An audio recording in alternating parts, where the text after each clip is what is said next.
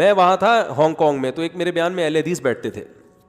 اچھا, وہ مجھ سے کراس کویشچن بہت پوچھتے تھے بیان کے فوراً بعد, تو میں بڑا خوش ہوتا تھا, میں بٹھاتا تھا, میں نے کہا آرام سے بیٹھو. بڑی گپ شپ ہو گئی میری ان سے, دوستی ہو گئی. انہوں نے کہا یار جو بھی جس سے بھی سوال پوچھو وہ عام طور پہ غصہ ہو جاتا ہے, آپ کم از کم تمیز سے جواب دے دیتے. تو خیر ہماری ان سے گپ شپ ہو گئی. تو انہوں نے پھر اپنا ایک واقعہ سنایا کہ پاکستان سے ایک مولانا صاحب آئے, ہانگ کانگ کی مسجد میں محترم نے بیان کیا.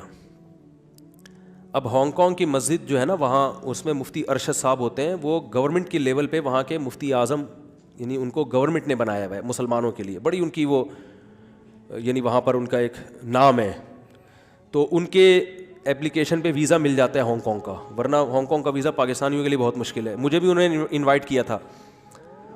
تو گورنمنٹ ان کو بڑا سپورٹ کرتی, یعنی گورنمنٹ میں ان کی بڑی ویلیو ہے. اچھا, انہوں نے بڑا ظرف کر کے بلایا کسی کو, چلیں جی وہ مسلک وسلک کا نہیں بحث میں پڑھتے, کوئی بھی مشہور اسکالر ہو جو قرآن و سنت کی بات کرتا ہو اس کو بھی وہ انوائٹ کرتے ہیں. تو پاکستان میں آپ کو پتہ ہے مسلک ہول سیل کے حساب سے. خیر ایک مولانا صاحب چلے گئے, وہ مولانا صاحب نے وہاں پر انہی کی مسجد میں انہوں نے اپنے ممبر پہ بٹھایا, مسلکی اختلاف کے باوجود کہ آپ یہاں بیٹھیں اور بیان کریں. تو وہ خطیب صاحب نے بیان کیا, اور پورا بیان اتحاد امت پہ. کس پہ؟ امت کو جوڑنا ہے, امت کو کیا کرنا ہے, محبت, مسلک پرستی نہیں ہے, جوڑ, پشتو میں کہتے ہیں نا جوڑ توڑ سنگے مڑوڑ, سنا ہے نا. ہمارے جو دوست جب ملتے ہیں نا تو ہمیں یہ لفظ سمجھ میں آتا ہے, جوڑ توڑ سنگے مڑوڑ انڈی ولان خا دے دغت خو ندی کڑے. کوئٹہ کی پشتوں میں کہتے ہیں دغت مغت خو ندی کڑے اور لگی تستا ماچس کو کہتے ہیں. پشاور کی اور کوئٹہ کی پشتوں میں بڑا فرق ہے. تو ہمارے ایک دوست تھے بڑے مزاحیہ, وہ پھر جب ملتے تھے نا ہمارے شاگردوں سے وہاں کوئٹہ میں, تو کہتے تھے جوڑ توڑ سنگے مروڑ شینی ہتھوڑے کشمش پکوڑے. وہ پوری گردان سنانا شروع کہتے بھائی کیا بول رہے ہیں, کہہ رہے ہیں یار ہمیں تو یہ سمجھ میں آ رہا ہو, آلو بخارے چھینی ہتھوڑے کشمش پکوڑے وہ سب لگا دیتے تھے ساتھ میں.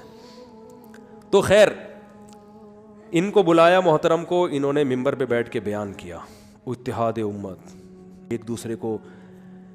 اب کیا ہوا, یہ اہل حدیث بیٹھے ہوئے تھے یہاں پہ نا, یہ مجھے اپنی کارگزاری سنا رہے تھے کہ میں اس بیان میں بیٹھا ہوا تھا. جیسے ہی جمعے کی نماز کا ٹائم آیا ہے تو محترم نے کہا ہم ان کے پیچھے نماز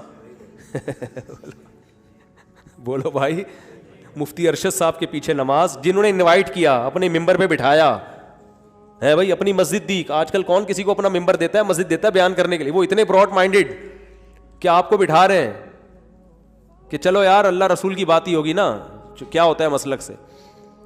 تو این جب جمعے کی, اچھا وہ غیر مسلم ریاست ہے, بعض دفعہ جمعے میں بہت سے غیر مسلم بھی آ رہے ہوتے ہیں, وہاں ہر ہفتے غیر مسلم مسلمان ہوتے ہیں الحمدللہ.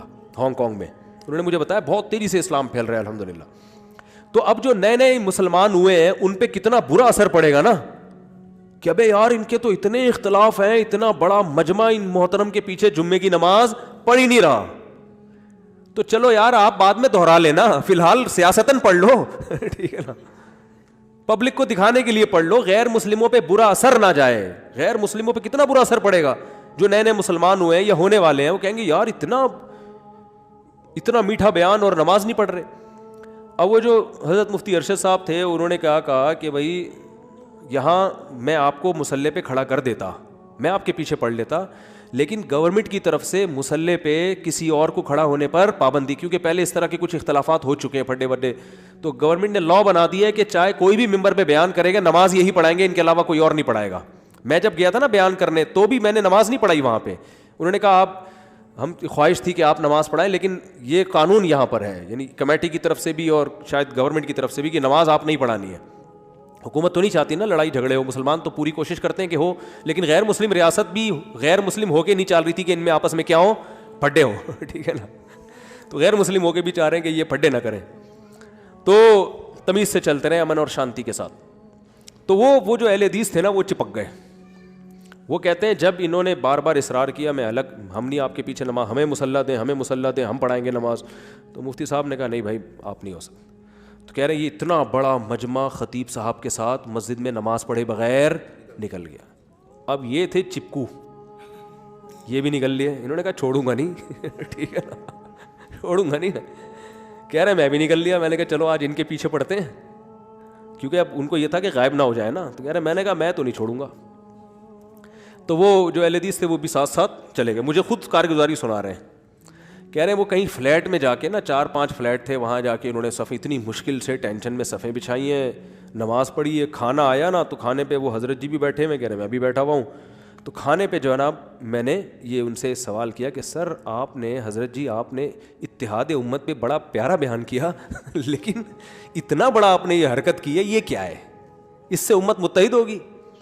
تو کہہ رہے ہیں جیسے ہی میں نے کہا نا تو ان کے سارے جو مریدین ہوتے ہیں نا, وہ ایک سیاستدان تقریر کر رہا تھا نا, کہ ایک سیاستدان تقریر کر رہا تھا تو اس کو وہ ہوتے ہیں نا اسسٹنٹ ہوتے ہیں ان کے, وہ پہلے اپنے جو لیڈر کی تعریفیں کرتے ہیں کہ آپ یہ ہیں تو یہ ہیں, آپ یہ بادشاہ ہیں تو آپ جو ہے نا ان کی عوام ہیں, یہ لیڈر ہیں تو آپ ان کے ماتحت ہیں, ایسے کر کے وہ.